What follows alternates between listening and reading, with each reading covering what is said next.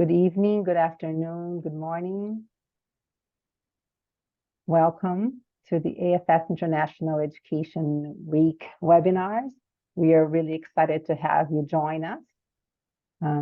We have a whole selection of webinars this week to celebrate the benefits and to share the challenges and excitement about International Education Week. Today with us, this particular webinar, it's particularly geared to us as professionals. It is really a place for us to come and retool our toolkit to be out in the current environment of international education with all the beauty and the challenges that it encompasses. I would like to start introducing our topic. If you join, this is the Empowering Compassion session. We're going to see how we can navigate the stress in international education. We understand that we are inviting people from all over the world to move across borders, and they come with their history, whatever is happening in their current environments at home or in their local place impacts and affects them. And we are often the ones who are the first point of contact, who they can come to in many different situations. And this is a place for us to talk about how we can best respond in our professional capacity to these emotions and feelings and circumstances that students share with us. So today, I bring and invite you three wonderful, amazing guests. We're going to do here is the Bridging Continents. We have Eunice Neta, who is based in Lisbon, Portugal. She's a support manager for AFS Intercultural programs. She's a clinical psychologist, and she's going to talk to us about the theory and how it impacts in her practice. And we have Mia Gonzalez Washington. She's the director of the New Orleans Career Attainment Network. She speaks to us from New Orleans in the United States and brings to us that context. So I really want you to think about this as we were preparing the session. We said, this is really a conversation where we're going to engage with you as professionals. I was thinking about this as something I would listen to in my car, listen to as I'm walking. It's a podcast of two really experienced professionals with a lot of experience and stories and concrete suggestions to share with us. So for you, if you're sitting in front of the computer and viewing this as a webinar, or if you're listening to it as if it is a podcast, I invite you to enjoy this next hours in conversation and hope that you come away with it feeling inspired and prepared to do the beautiful work that we do every day. For this agenda, we're going to talk a little bit about what is the current context that we are operating. We're going to talk about creating trauma self-informed safe spaces. Mia is going to explain to us what that means and how we can create these spaces. Eunice is going to present to us a concept called first aid, psychological first aid. And then we're going to give an opportunity for you to have your questions and answers, and you're going to come to a conclusion. What is our current context? The current context is we live right now in a context where, as I was saying in the beginning, we bring people from around the world to come together. They're mostly coming together with a dream, with a goal, with an objective in mind. But that day-to-day, where they're attending classes, working on their PhDs or working in their high school study abroad programs, whatever level that is a context that they come and they bring with it their own history, their own situation. The world moves in a very fast pace, and there are news that impact them. We have access to them every day in our cell phones, in our social media. And this, as we know, has a great impact on the mood, on the mental health, and the emotions of people. And as they're trying to do the really hard work that it is to devote themselves to their personal projects, they come and these situations arise and they have to deal with them. And this is a moment where we want to talk about how can we be of help to them, how can we be assisting them, how we can be supporting them when that happens, let's say, with us, when they come to us with their distress.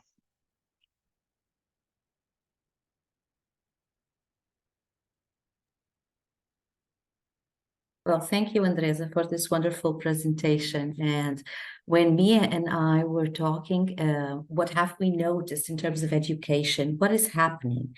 And we have noticed that, especially since the pandemic, a lot of young people, a lot of teenagers, high schoolers, but also young adults in higher education seem to have some social skills impairment due to the pandemic and the constraints of the pandemic, but also that their well-being and sometimes even their mental health has been hugely affected.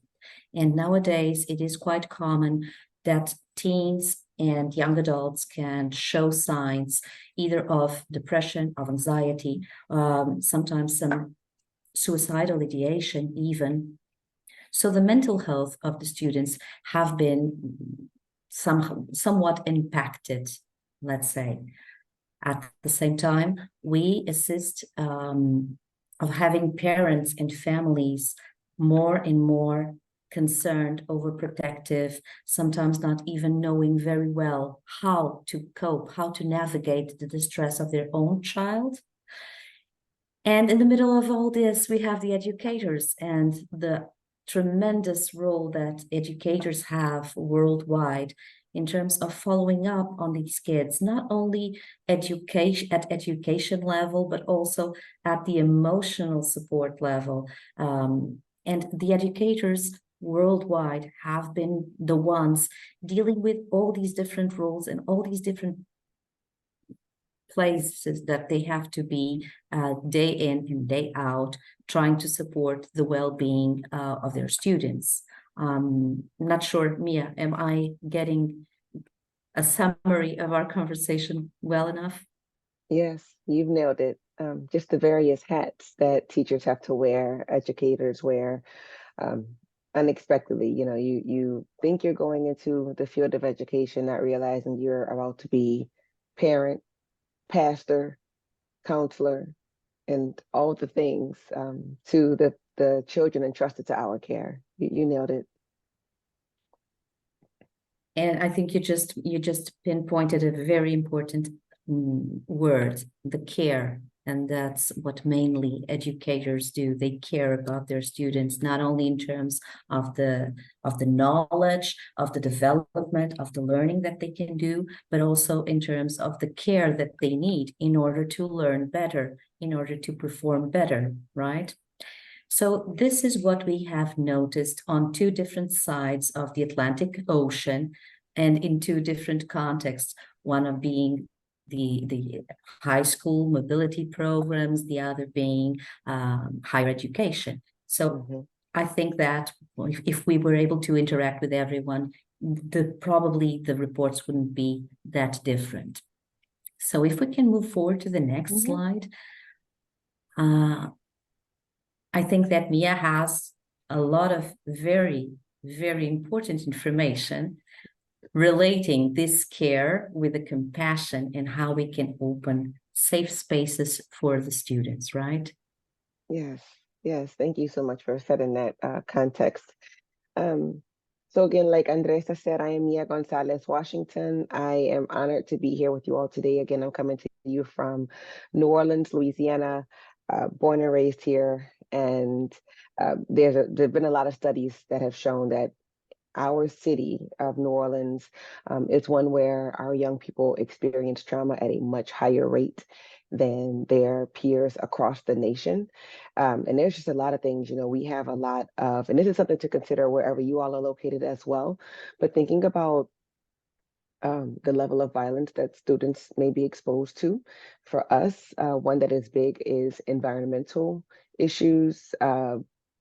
Most notably, a lot of folks have heard of Hurricane Katrina, but those are the students who are now in college. And so the students that I have most recently supported on their journeys, but there's even a documentary out right now called Katrina Babies. And so folks never ask the children who encountered such a grave natural disaster, how were they processing this? And so now they've just gone through their lives with parents, many of them with young parents, whether they were displaced because of the storm, or just how did they process all of the changes and all that they experienced when so many folks were still in the city as the flood waters raised or rose up. Or, we had a hurricane just a couple of years ago, followed by the pandemic, first of all, and then we had another hurricane that came, and students were out of school again for another 2 to 3 weeks. And so just these constant interruptions because of environmental or it's weather events, there's just a lot of things. And then also the level of violence that we have in the city, unfortunately.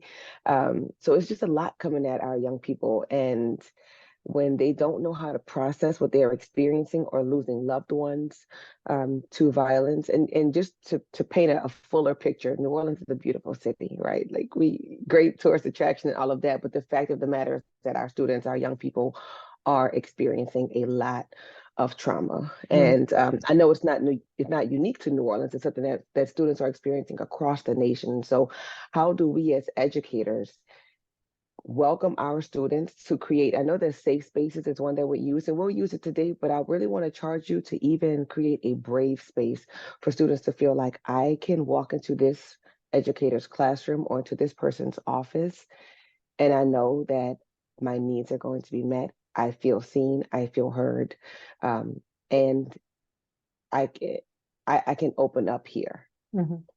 Mia, Yes. oftentimes it's very literal, right? Oftentimes it is a classroom. Oftentimes it is an office that they walk into. And you've talked to us about trauma-informed spaces. Can you tell us more what that means? Like, how can you inform your space to embrace the people who are walking in? Absolutely. And if you want to go to the next slide for folks who appreciate a visual, when we think about that term trauma informed, and I know that Eunice is going to expand on just being able to recognize and see that someone is experiencing distress or that they are in crisis. But if you can just recognize and then be able to respond to what trauma has done to someone's life, whether it's something that just happened or these are the impacts of something that happened months ago, years ago, and now it is manifesting possibly in ugly ways or just in ways that that this is not that person. But again, it comes with, do you know that person? Do you know your students? How well are you connecting with your students? And so creating those brave spaces for students to know that this is safe. I can come in here. And when we do, we want to ensure that we're not creating any further harm. Yes, it's easier for us to help students when we have a full picture, but we have to respect their boundaries and how much they want to share. And so us as the adults, we have to be really careful to not pry and ask questions that that they may not be ready to answer. I like to encourage. I love magic wand questions. I would do this a lot when I had brand new students, and just breaking down the walls and connecting with them. I'd ask, if you had a magic wand, or if you could change anything in your life, and with a poof, what would it be? And that answer opens up a lot. It gives a lot of context to what's on their minds, what they would like to see improved upon or different in their lives. Also, I'll ask them, if you woke up tomorrow morning and one thing was different from all of the years that you've experienced so far, what would that one thing be? And so it's interesting to see what kinds of answers students give. Sometimes it's a health condition that I wouldn't have known that they were contending with, or it's a family situation, or it's a financial burden or something. But it's interesting how, in asking questions, that I'm not asking anything about the student in that moment that's personal, but just giving them the opportunity to share as much as they're comfortable with. And then what do we do with that information? Always asking questions that are open-ended, and asking questions that that don't include why. I feel like when we ask why questions, I've noticed that students may perceive it as judgmental, or just would encourage, even if it's a student that, if they made a certain decision amidst me coaching them, being like, if I were their success coach at one point while they were in college, and they made a decision that clearly did not include wise counsel ahead of time, instead of me asking them why did they make that choice, I'll say, wow, like, what motivated you to XYZ, fill in the blank. It's still open-ended, and I didn't ask why. And I'm still trying to figure out the answers to what that looks like. So That's a little bit. And I also wanted to elaborate a little more. If you can advance to the next slide, Andresa, please.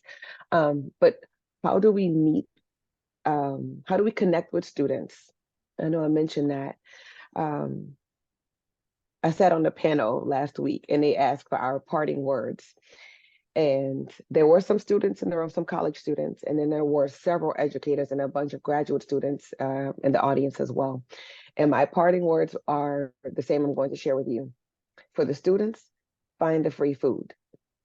For the adults, have the free food. And that's actually the second bullet point that you see there. But I think that when the student knows that they can walk into your classroom or walk into your office, even if they don't know you, even if you're not that student's teacher, and they can grab a quick healthy snack, they will keep coming back.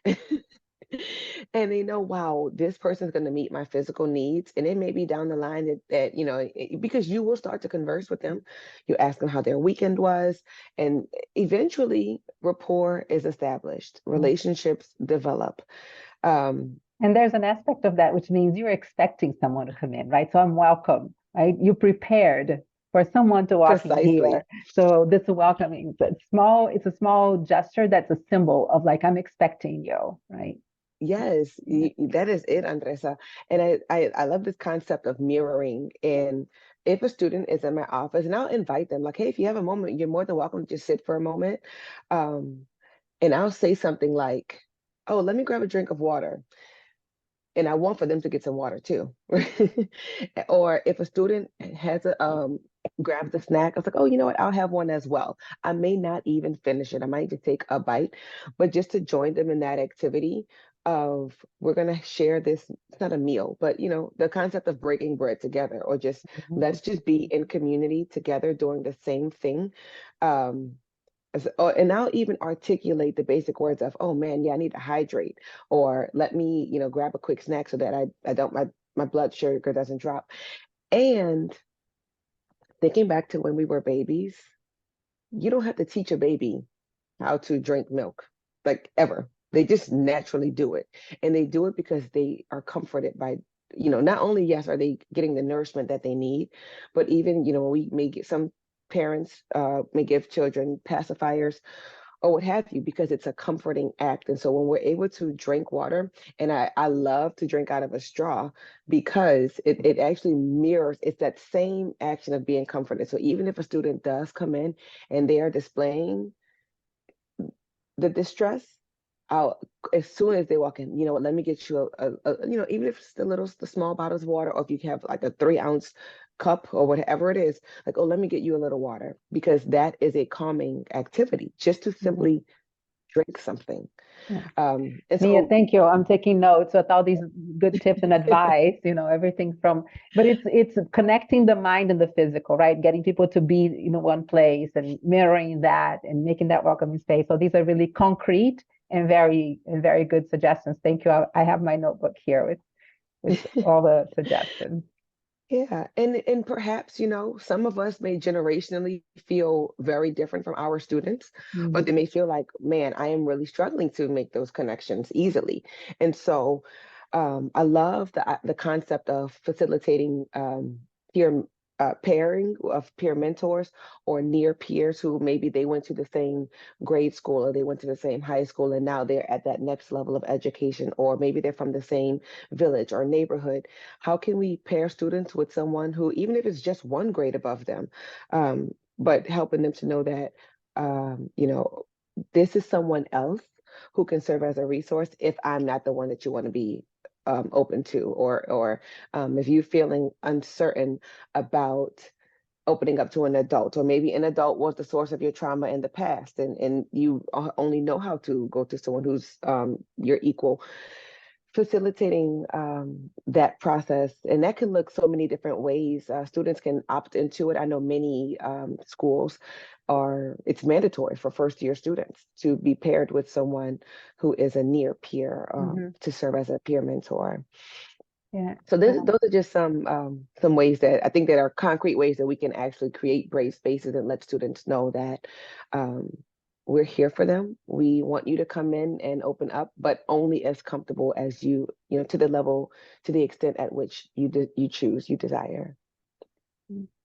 Yeah, thank you very much for this. I think we're building up this conversation, right? We're talking about what to do. But the first thing that you're saying is, because trauma is in life, anytime that we're in contact with young people, we have to be prepared that they're already coming with that. So just be prepared, just set the space, just create the practices that encourage people to feel like they can open up to you and create this community. So thank you for all these suggestions about how to set this space so that either at the moment or when something in the future happens, that is already there to encourage communication. Thank you so much.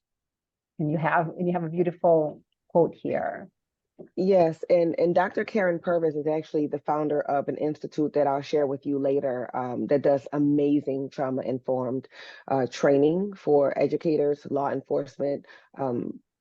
Here in the United States, it's called DCFS, the Department of Child and Infant Services. But if students are in like foster systems or orphaned students who are wardens of the state or what have you, but anyone who is serving students, particularly in, but several educators do use it as well. But she is the founder of that, and the heart of it is connecting. But I'll reference that training a little bit later today.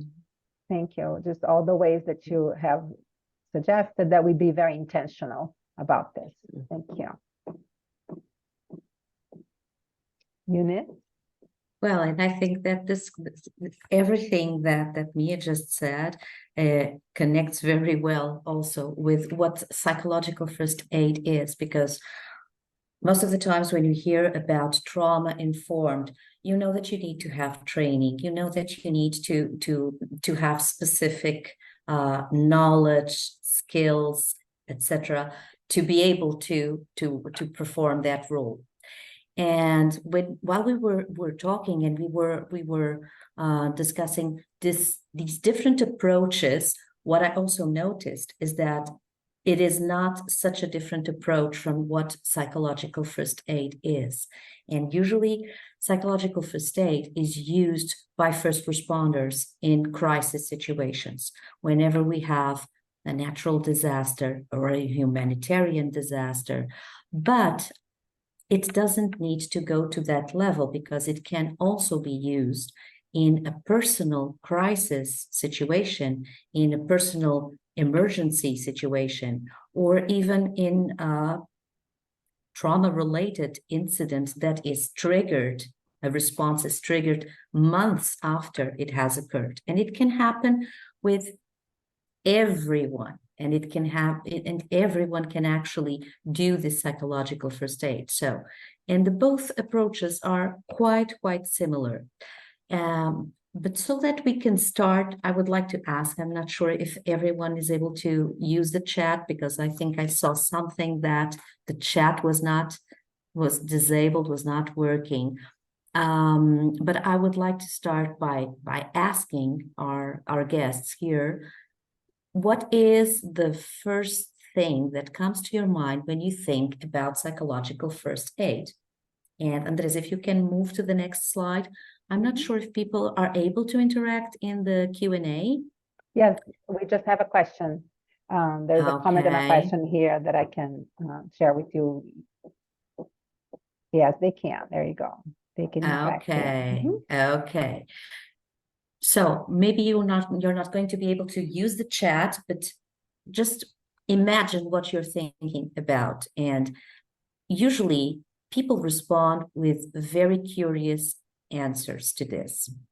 Some people think of a hug, others think of chocolate, others think of water, others think of active listening, others think, and so on. And psychological first aid is a very humane, caring, comforting for someone in distress, no matter what is the situation that is causing the distress. It is something that you do as simple as if you are taking care of a child, or even if you're not taking care of a child, you're in the park and the child falls down, scraps the knee starts bleeding, the kid starts crying. It's a very human thing to do, to approach the child and, do and apply some basic first aid. Maybe you're going to wash it. If you have something you can disinfect, you use some disinfectant. Maybe you're going to put a Band-Aid. So psychological first aid is pretty much that. Some comments here in the questions are saying that building confidence, asking about immediate needs, assessing how distressed people are. Exactly. Okay, so you don't need to be a counselor, you don't need to be a psychologist, you just need to be a very decent and compassionate human being. And if you have some extra training to know how to better handle the situation, that's perfect. But basically, psychological first aid is to care and comfort for someone in distress. If you can move up to the next slide.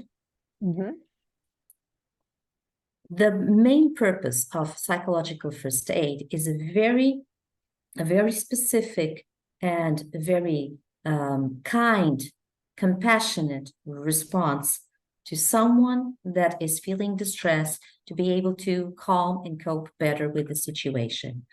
Obviously, and as Mia was saying, assessing the concerns, assessing the needs is also important. Maybe that person just needs to have a good cry out. Okay, you can have some tissues with you. Maybe the person needs to actually verbalize what they are in need of, or they need a glass of water, or they need something to eat.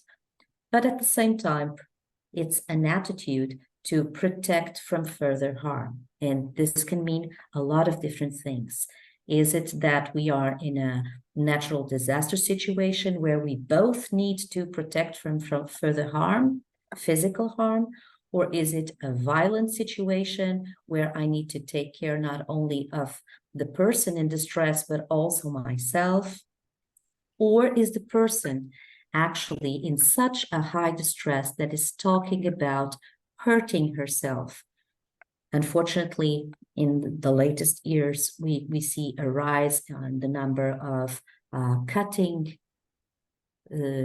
issues, especially among teenagers, and other forms of self-harm. And it can go up to even suicidal ideation or suicidal talk. So protecting from further harm implies that if you need to, you are going to protect the person from herself.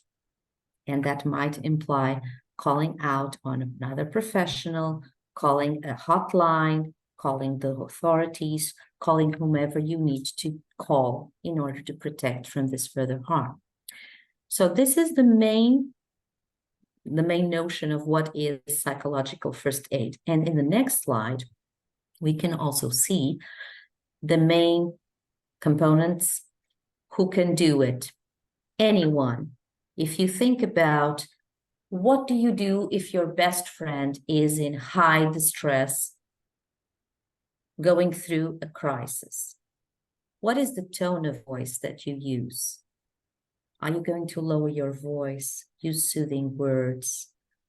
Are you going to breathe with them so they can go back to their breathing and calm down and self-regulate the emotions, but also their nervous system?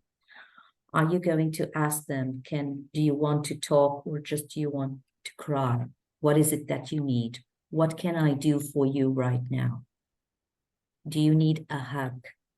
Do you need me to hold your hand? So this is little things that we all do when we need to comfort someone in distress. I could see that some of the comments were talking about the boundaries, and we are going to get there very quickly, especially if we are talking about physical touch, but also the mental approach to the problem. But anyone can do psychological first aid. You have been using the skills all over your life. with your family, with your friends, with your co-workers, a lot of times already with the students or parents. So anyone can use and apply psychological first aid. Obviously, it is better that you have some training, that you have some lights about what you are doing. When can you do it? Whenever someone is in distress. And again, as Mia was saying, sometimes a trauma response can come months or years later. And it is not uncommon that it is a strong response. So psychological first aid can be applied during a crisis, immediately after, or even weeks or months or years later on.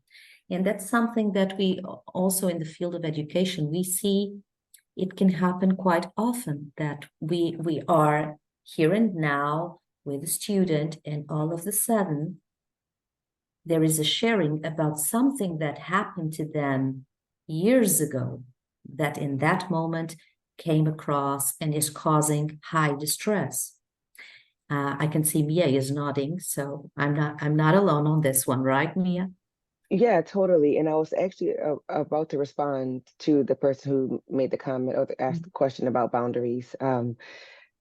That I will ask students when I see that something's happening, what can I do to support you right now? And be comfortable with the silence, because it may take a while, let them process what they're feeling. Again, this is the brave space. They've come to you. So let them sit in it, even if it's uncomfortable for you, but offer suggestions, because they may not know what they need. Do you want me to just listen? If it's appropriate, you could ask, do you want a hug? And just offer the suggestions. But I think it's helpful when we, as the educators, know what all of the resources are. Not all, but if you know some of the resources, if you are not equipped to help them with the level of support that they need, but in that moment, what can you offer them? And if it's the psychological first aid until they can get to the next professional to meet their needs. And then it's, because we want the welcoming spaces. For me, working on college campuses, sometimes particularly if there was a stigma about seeking mental health services, I would ask the student, how comfortable are you? And this is my favorite questions. Like, I love scaling questions. On the scale from 1 to 10, 10 being the most comfortable, how comfortable are you if I were to walk over to counseling services with you to make an appointment? Because that gauges, because I, of course, I would love for them to go to counseling services, but this is not my trauma to process. And so, we talked about boundaries. If a student is not ready to go to a therapist, I can't push that on them, even though I know that would be best for them, especially because they're the licensed professional to help them sort through all of this that they're feeling and thinking.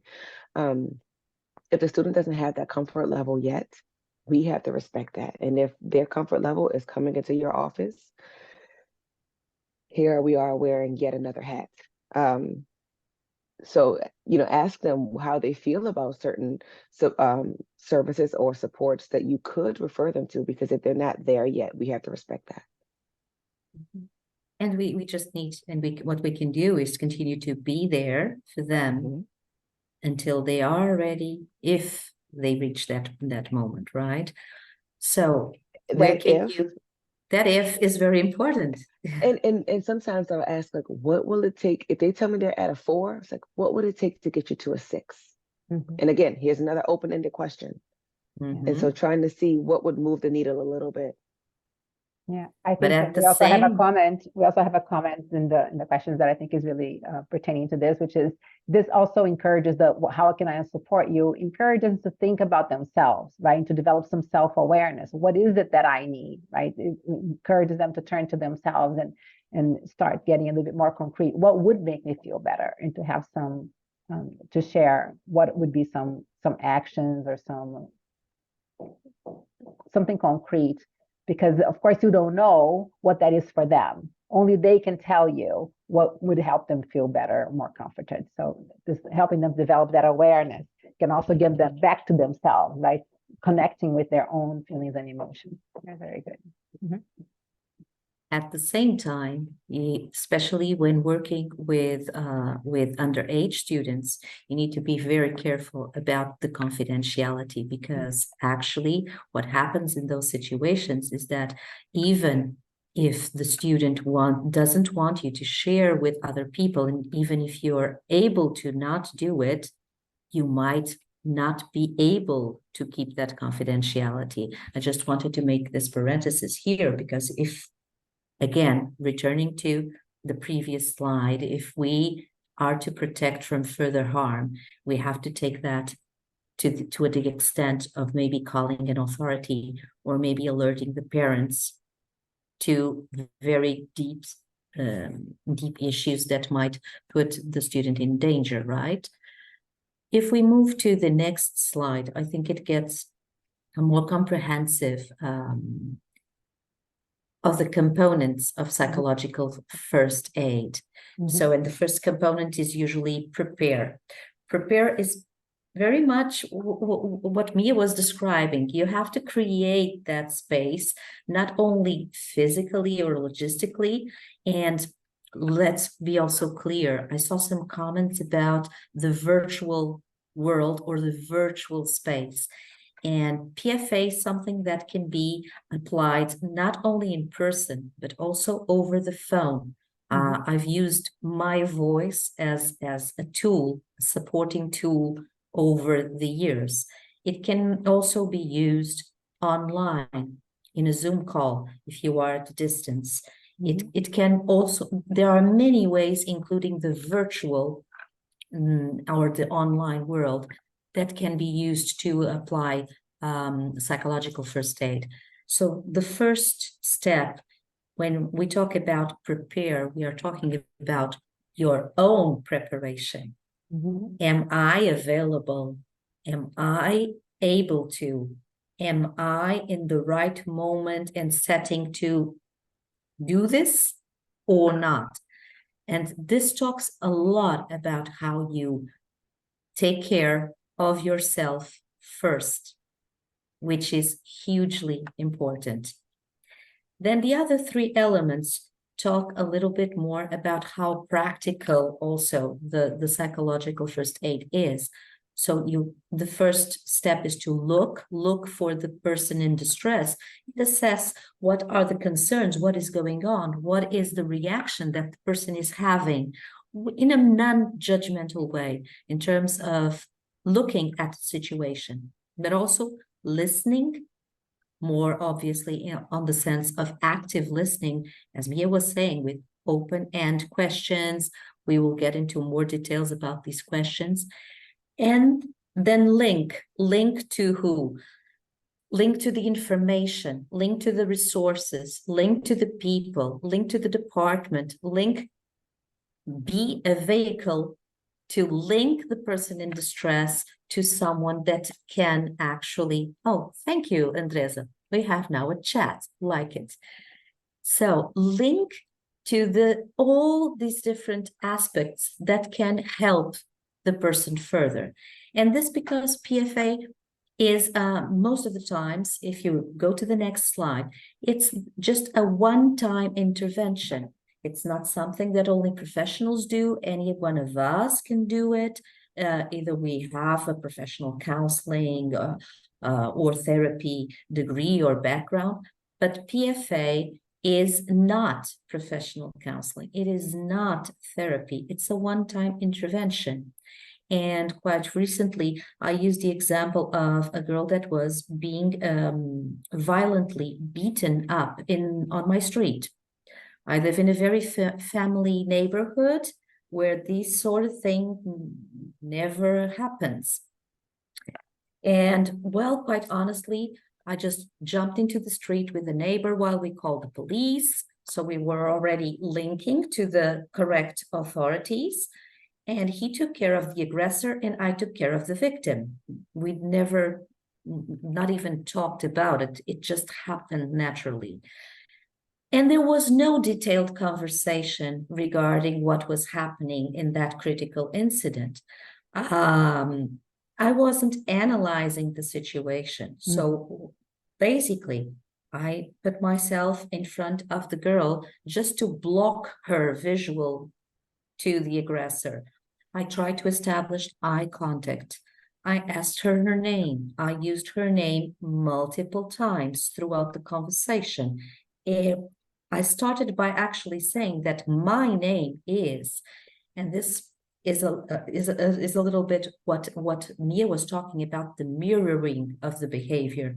So I started by explaining, I live here, my name is Eunice, and I'm going to stay with you and protect you till the police arrives here.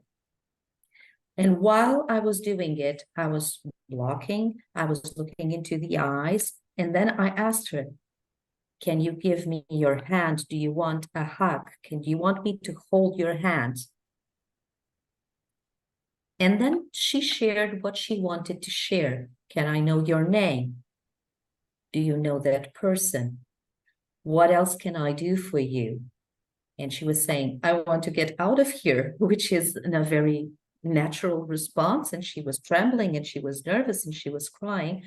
And I said, okay, we can't leave the place because the police is coming. But I promise you that I'm going to stay here with you throughout the situation and until we are able to link. So basically, I prepared. I went downstairs, I looked, I saw the victim, I went to the victim, I actively listened and followed up and supported the victim. And then I linked to the ambulance, to the paramedics, to the police. I have absolutely no idea what were the details about that situation. I have absolutely no idea because I didn't apply any pressure so that she would verbalize. And this was a young girl, so it could be any of our international students, or it could be one of Mia's students. But what is important here, and you were saying, Mia, that you hate the question, why were you being beaten up on the middle of the street? It's something that you simply do not ask. You don't want to know the why. And my favorite question in these situations is the how. How did you get here? Let's think about the process. But it's something that it's not that relevant when you want to simply restore the balance, the calm, the sense of safety, the sense of connection, and also inspire hope that the person is going to leave that seriously distressed situation. And I think that we have one more slide. I'm not sure, but I just wanted to, yes. I think the follow-up to listening to both of you, putting myself here in the place of a professional who may not have had that item on their agenda today. It wasn't something they planned. Oh, today someone's going to walk into my office or into my classroom and be in a distressful situation. Something that most often is unexpected, unless you're in a position such as counselor or so forth. If you're a professional in the international education office, if you are working in a high school with exchange students, that is part of what you planned. So to some extent, having these very concrete suggestions, knowing ahead of time what steps you can go through in your mind, you can act. But there's the cost to us. Just listening to you, I'm getting a little tension in my chest. I'm getting a little, my breathing is being altered because you sense that there is an urgency in that moment that you can give, but also something of that stays with you, right? And so that's, I think, a little bit what you want to talk about is you can prepare to care, but then what do you do afterwards to care for your own self? Andreza, I absolutely don't want anyone to think that I did all this and I was fine. And then I went home and no, absolutely not. And I'm really happy that you're asking that. And I'm really happy to see that Muhammad is also placing a question/comment in the chat precisely about this. Yes. Yes. If you are not prepared, if you are not ready, you don't do it. You have to link. You jump all the different moments and components, and you just link. You get someone that can do it. And that's a very important thing to establish. At the same time, as Mia was also saying, it is very important to not only get all the preparation, but then actually, and afterwards, we were talking about this pressure, and in our conversation, I made a very important question, that what do you do after, and how do you know that your day is over? Mm-hmm. Or how do you know that you reach that moment that your day needs to be over? How do you do that? That happens in a different way to each of us. Mm-hmm. What are the strategies of self-care to me are not the same to everyone in this room. Each of us have very specific self-care strategies and stress management strategies. If you move to the next slide, that's precisely what we are talking about here. While you are doing psychological first aid, and sometimes you can do it alone, other times you have to do it in a team, or you do it alone, but then you have a team that you need to support. How can you stay physically and emotionally healthy? You can't get yourself lost in the middle of situation. You need to know your own boundaries, and when you are stretching your own boundaries. At the same time, it is hugely important in psychological first aid how the team takes care of the team. No one is able to solve everything on their own. We need a team. And we were talking about education and raising a child, and it usually the common sense, how do you say it, proverb, I think that's the correct word in English, is that it takes a village to raise a child, right? And to educate a child. And in education, it also takes a village. It takes a community. It takes a team. It's not a solo work that you do. So it is important that you keep in mind and that you check in with yourself throughout the situation. And sometimes crisis responses don't take hours to be addressed. They take days, they take weeks, if we are depending on the situation that we are talking about. So how, after a situation, how can you also take the time to rest, to recover, to reflect? And I wanted to share one possible method that I personally enjoy very much, which is the halt. If you move to the next slide, we can have a visual on that. And you'll see this speaks pretty much on what Mia was also addressing, even with the snacks. Mm-hmm. One of the most common stressors is hunger. We get stressed because we don't eat, or we don't eat as often as we should eat, especially when you are dealing with a crisis response, or when you are working in the field of distressed people that you need to support and that you need to manage. It is very important that you realize if you are hungry, you need to go back to the basics, go back to that need and fulfill it. The second stands for angry. Am I angry? And with all the negativity and with all the different situations that we have to deal with and cope with daily, it is normal. It is human that we get angry. But if we raise our awareness about this angriness, we will be able to know how to better self-regulate. And I can be angry, but still have a positive communication about it. Or am I feeling lonely? And if I'm feeling lonely, I need to connect with my team. I need to get help. I need to talk with my family. I need to talk with my friends, get my social support network in place, right? And last but not least, it's my favorite, tired. And when we are tired, we don't stop. When we are tired, we rest. So this is a simple method to do this personal check-in that can be useful.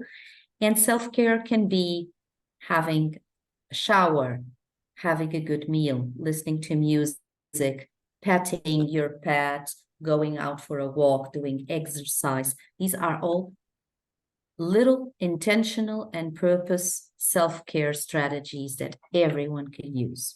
I'd be really curious if those that are with us would share with us in the chat what are some of their favorite self-care activities. How about for you, Mia?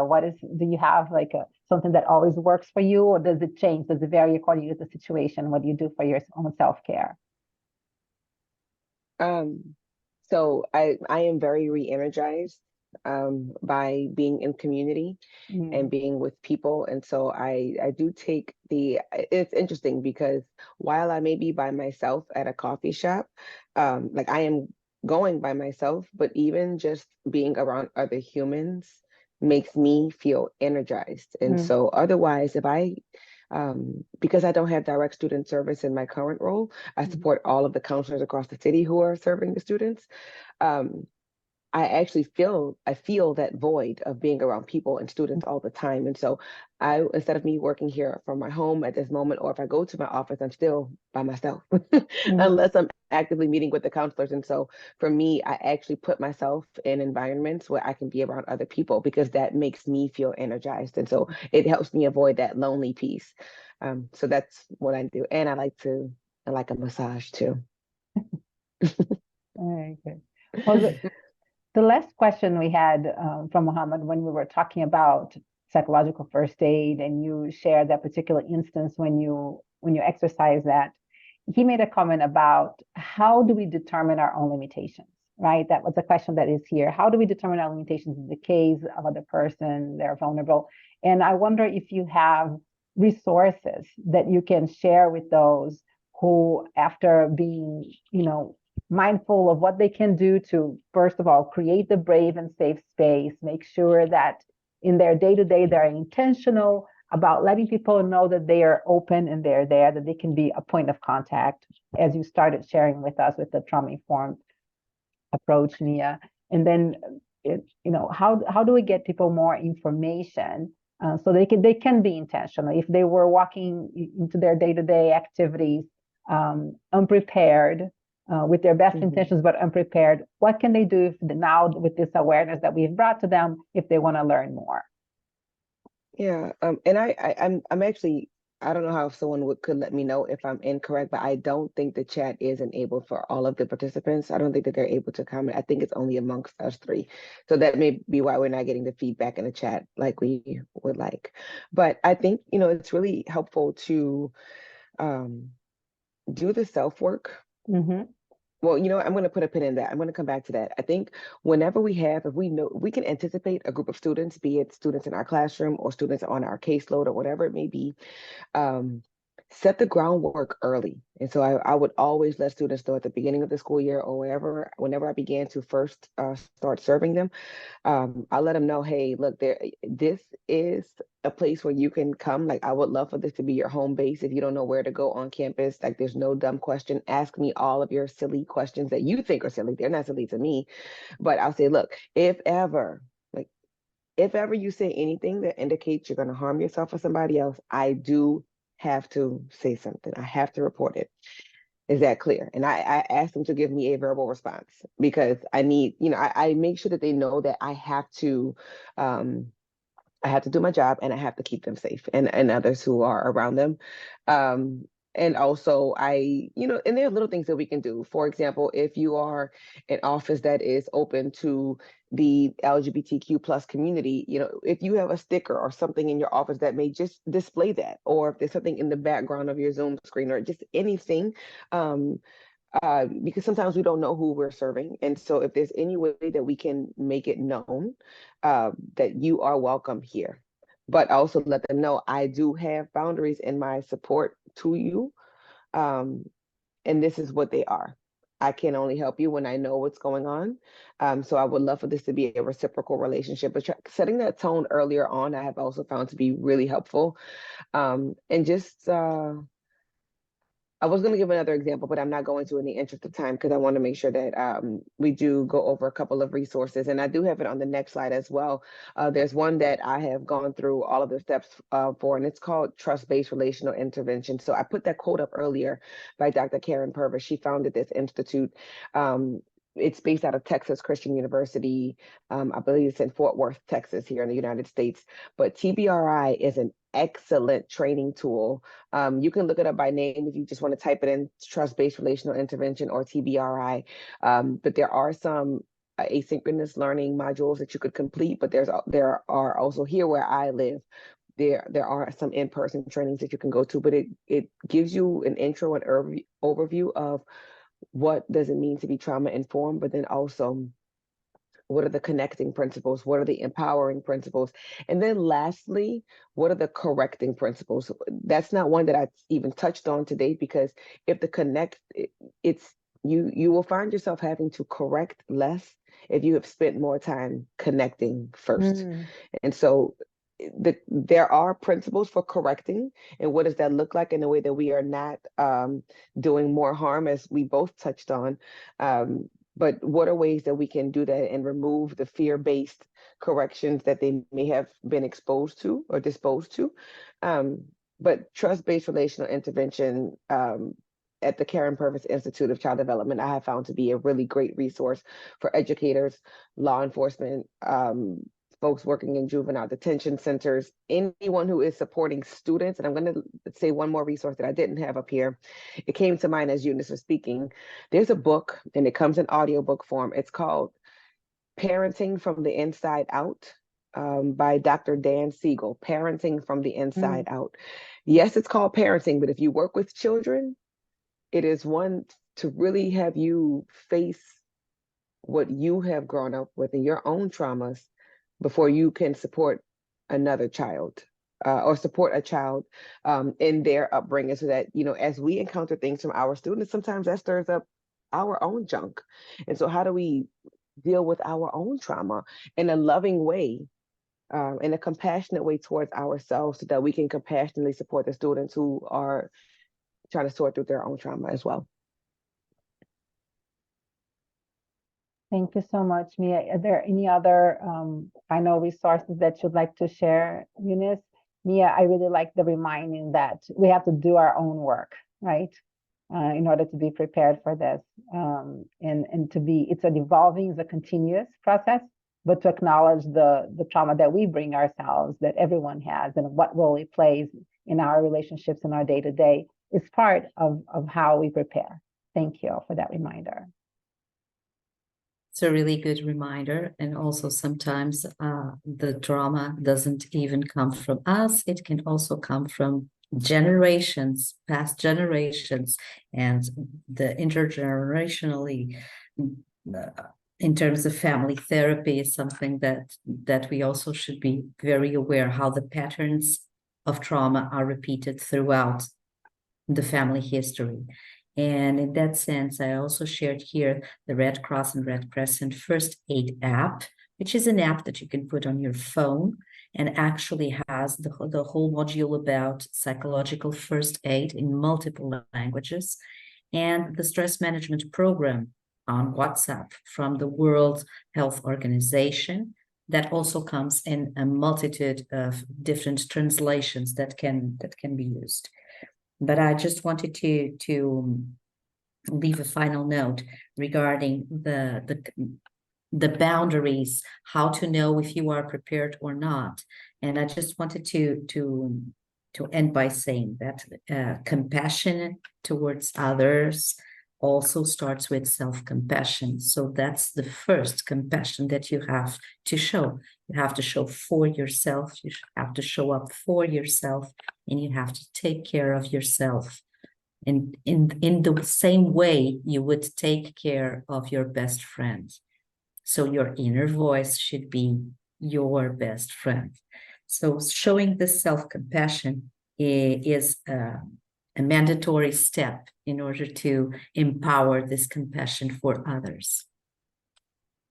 Well, I think this is a very good note to come to an end. Those who attended those intercessions, you will receive your badge. So thank you. Receive a recording of this, and we'll send you also a request for your feedback. Thank you so much. I think this is one step. If you signed up for this session, I think it was a very concrete step that already says that you want to be there for those recessions, that you're already taking care of yourself to some extent, to make room for your professional development, to make room to follow the webinars in this International Education Week is a very good way to show up for yourself. So I want to thank very much our guests today for your contributions. I want to commend you on your work and let us know how we can continue to follow your content or to engage with you and hear from you.